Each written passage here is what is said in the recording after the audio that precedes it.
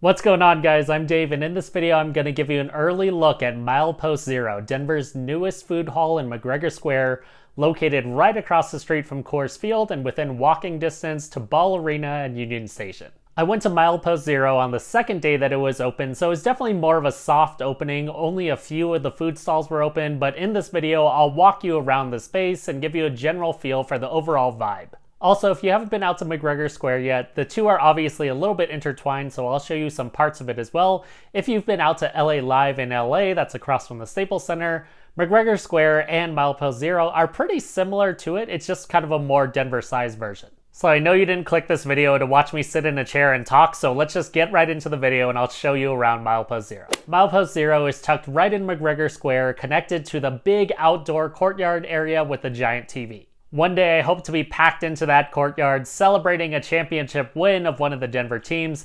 If you're also a sports superfan, definitely let me know what team you think will be the next team to win a championship in Denver, and then hopefully we'll be able to celebrate in McGregor Square together. Personally, I'm a Nuggets superfan, so my money would be on the Nuggets, but the Avs wouldn't be far behind. You can either enter the food hall from the square or from the street. I think that more people enter from the square because it's a little bit more obvious that there's something big going on inside, but we'll figure it out now that it's been open for a little bit. Milepost Zero is brand new, so it's obviously super clean, but it's also nice and bright inside. It's not sterile, nor is it fancy, it's just a nice, comfortable place to be before a game or a concert. You'll see it when you come here. It's kind of hard to translate this to video, but when you walk into the food hall and see how it kind of winds around, you'll assume that there's another side, but it's just the one side that's open. One odd thing that kind of stuck out to me about Milepost Zero is that out of all the food halls in Denver, very few of them have chairs that have absorbent surfaces.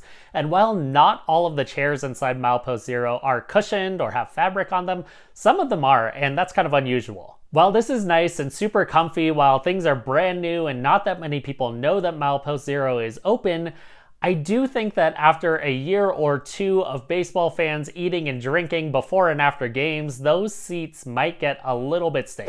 When I stopped in, only 4 of the food stalls were up and running, which is fine because I knew it was kind of a soft opening for Milepost Zero.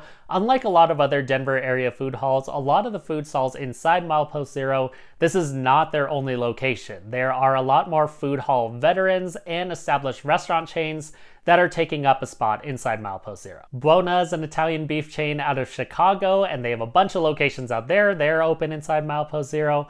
Also, Giordano's is all over the United States, and they're serving up deep dish Chicago-style pizza inside there as well. Another food stall, Little Chingones, isn't open yet, but it's basically a smaller version of Los Chingones that has a bunch of locations throughout Denver. Because I love me a solid Italian beef, I went to Buona because I was just craving it at the time. I also tried out Atomic Chicken, which is by an Avanti food and restaurant veteran. Field Greens and Giordano's were also open at this time, but I didn't really feel like eating at all 4. And I know that it's pretty much a chain, but Buona's dipped Italian beef with cheese and peppers was one of the best Italian beefs that I've had in the Denver area. That might not be saying a lot, but it was a really good sandwich. Pretty much all of Buona's locations are throughout the Chicago area, so it's pretty awesome to have one in Denver. So if you're an Italian beef fan or you're from the Chicago area, this might be a welcome sight for you. Atomic Chicken, on the other hand, was a huge disappointment. I might chalk this up to it being a soft opening, but the bread was definitely very refrigerated and almost a little hard because of how cold it was, and that made the overcooked, underflavored chicken patty not taste as good. Not a big fan of Atomic Chicken on this go around.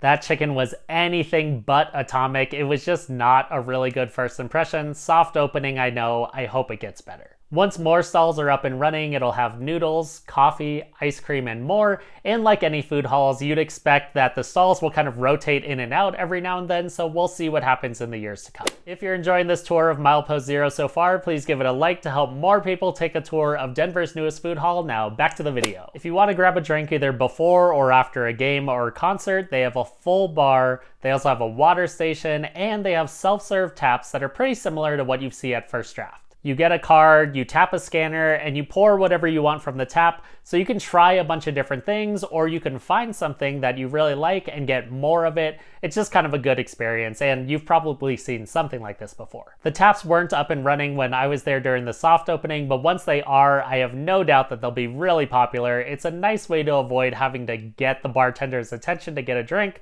I'm sure a lot of people will be using this either before a game or a concert. I did ask one of the Milepost Zero employees when everything else was planning to be up and running, including the self-serve taps, and he said that he always kept hearing sometime soon. So if you're wondering when everything else is going to be up and running, my answer is sometime soon.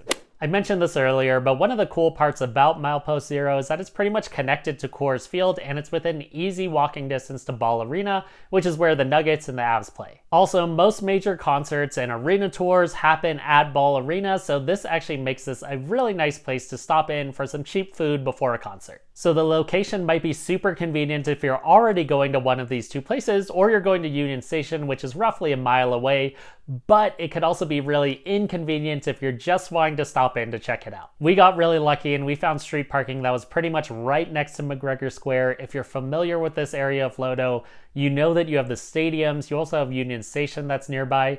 It can be kind of tough to find a metered parking spot that you don't have to spend a buttload of money in a private parking lot for. So if you're planning on checking out Milepost Zero, or you want to walk around McGregor Square for maybe 10 to 15 minutes, which is honestly how long it takes to just walk around there, it's not that big, definitely check out the Rockies schedule in particular to make sure that you're not having to pay game day prices to park if you end up having to park in a paid lot. Also, if you haven't been to McGregor Square in the past couple months since it opened, it's one of those places that feels like it always should have been there. One of the big draws of McGregor Square is not only the location, but it's that big outdoor courtyard area that I mentioned earlier and the big TV.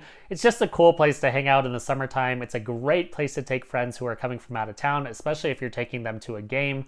It's a lot of fun. There's a lot of spots that you can sit down. My guess is that a lot of people will go inside Milepost Zero, take their food outside, and eat in the courtyard during the summertime. There are also a number of bars and sit-down restaurants that are connected to McGregor Square, and while McGregor Square always talks about how it occupies a whole city block, it actually feels very comfortably sized. It doesn't feel overwhelming at all. The Raleigh Hotel is also part of McGregor Square, and it has its own bar as well, and there are also some pretty sweet condos that you'll see if you look up from the courtyard area. Since it's nicely sized, taking a lap in and around the square will maybe take you 10 minutes, probably less. It's very comfortably sized. It's really easy to find a friend who's meeting you at McGregor Square or Milepost Zero, because there are a lot of easy landmarks to say like, hey, I'm standing right over here. That person will be able to find you in a few minutes. So if you're visiting Denver or you're showing a friend around town, add McGregor Square to your list of Wash Park, Larimer Square, and wherever else you're going in the city. It's a cool place to show people around, especially if you want to be outdoors. I hope that this video gave you a better idea of what to expect at Milepost Zero and even at McGregor Square. I'm really looking forward to the self-serve taps being open inside Milepost Zero soon and more food stalls being available whenever they are, but it is really nice to have another option in LoDo for cheap, fast food that you can pick up whenever you're out and about in the area. I'm a Denver Nuggets season ticket holder and I'm a super fan, so I will actually probably be at Milepost Zero a lot during next season because we park right around the corner. Thanks so much for watching, and hopefully I'll catch you at Milepost Zero soon.